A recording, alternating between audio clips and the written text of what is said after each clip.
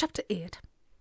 At precisely 11 o'clock, Neville sheepishly opened the saloon bar door upon the safety chain. Lowering his pomander, he took a delicate peck at the air. It smelt like fish. "It smells like fish," said the puzzled barkeep. "That's because it is fish." John Omally grinned through the crack. "Open up there, Neville." "Sorry, John." The part-time barman slipped the chain and flip-flopped back across the bar. Omally followed him, a bulging bin liner slung across his shoulder. "By the saints, Neville," said he as the barman placed the pomander upon the bar counter and himself behind it, "you smell like the proverbial tartan bag." "Again, sorry." Neville held a shining glass beneath the spout of the beer engine and drew off a pint of the very best. He held it to the light. It was clear as an author's conscience. "The drains must be up." He tapped at his sensitive nostrils with a free finger. "Or something." "I understand." Omally settled himself onto his favourite stool. He had no intention of being drawn into another discourse on the barman's ENP. "I've two beauties here," he said, depositing his load onto the bar counter. "Fresh river trout," he explained. He placed his glass to his lips and took the first sip of the day. Neville paused a moment. His day was won or lost upon the outcome of this single sip. "Magic," said John, smacking his lips together and taking another draught. "Magic." Neville relaxed. "Still 10 bob a pound, I trust?" "The very same. A couple of £6 here." Neville gave Omally the old fish eye and took out his pocket scales. "Well, 5s at the very least, hand-fed on hemp seed and mealworms." "Not hand-fed upon spanners like those other two you sold me?" Omally smiled his winning smile and sipped his ale. "You will have your little joke," said he between sippings. "And you yours, but not at my expense." Neville weighed up the fish, cashed up no sale upon the publican's piano, and drew out 5 crisp £1 notes. "Shall I take for your pint now?" he asked. "That's a bit previous," said John. "Jim will be here at any moment." Neville offered Omally a sociable smile and hauled the day's catch away to the pub freezer. Old Pete, Brentford's horticultural elder statesman, entered the Flying Swan, his half-terrier Chips hard as ever upon his down-at heels. "Morning, John," said he, joining Omally at the bar. "Morning, Pete," himself replied. "Morning, Chips." The dog sniffed quizzically at the air. His antiquated master did likewise. "Now there's a thing," said old Pete. Omally plucked a copy of the Brentford Mercury from the bar counter and began to fan nonchalantly at the air. "What's that?" he inquired. "Funny how a particular smell can stir a particular memory." "Ah, yeah. How the miasmal cocktail of wet fish and pomander could stir up anything other than the cute nausea escaped Omally. "Her name was Jasmine," old Pete recalled wistfully. "She ran a Bangkok brothel." "You disgusting old blackguard," said John Omally, concealing his mirth. "Of course, I could be wrong." The ancient had another sniff or two and thought to detect the familiar whiff of a large dark rum hovering in the overcharged air. "It might just be £10 of freshly poached river salmon," he announced loudly.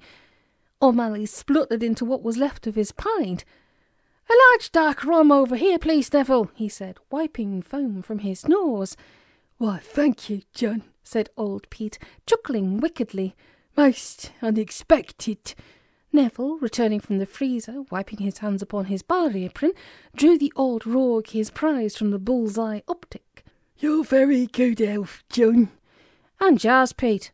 Omally raised his glass and peered sadly through its now empty bottom.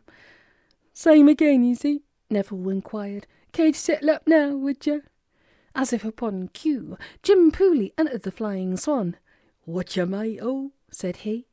Pete touched his flat cap. Neville inclined his shining pate. Young Chips woofed non-committally, and Omally said, "Good day." "Who's in the chair?" Jim inquired. "Guess." Omally proffered his empty glass. "Oh." Jim patted his pockets.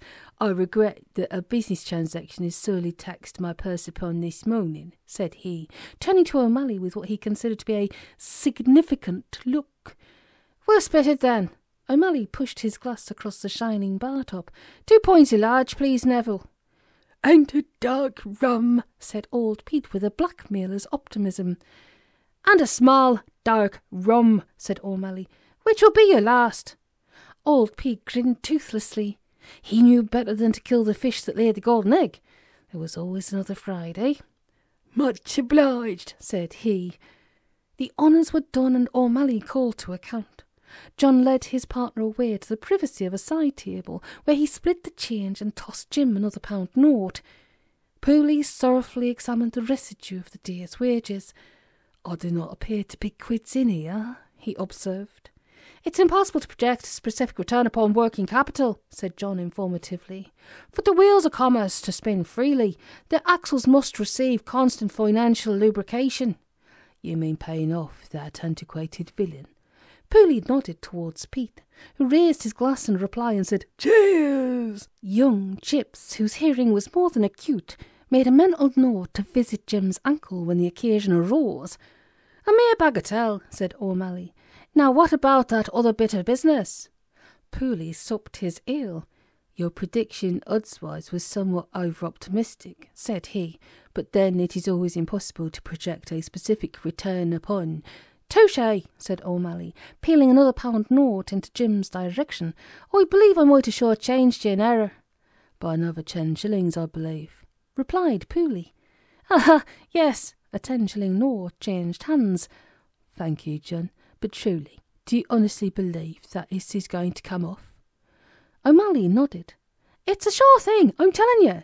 He drew his companion closer, and Bob went for it. "He made a small provision or two, but yes, well, he went for it." "Wonderful," said Omally. "Then shortly we'll both be very, very rich. Neville," he called out, "what's the exact time, do you know?" The part-time barman eyeballed the battered Guinness clock. "Do you mean pub time or GMT?" "GMT." 11:22. "Thank you, Neville." Omally turned to Jim and patted him upon the shoulder. "You honestly have nothing to fear," said he. "We can now leave it all to the messenger of the gods." "The what?" "The what and the whom. Mercury, the wing-heeled wonder boy." "Oh, that lad." "That lad," said Omally. "Now drink up. The next is on me." "To Mercury." Jim raised his glass.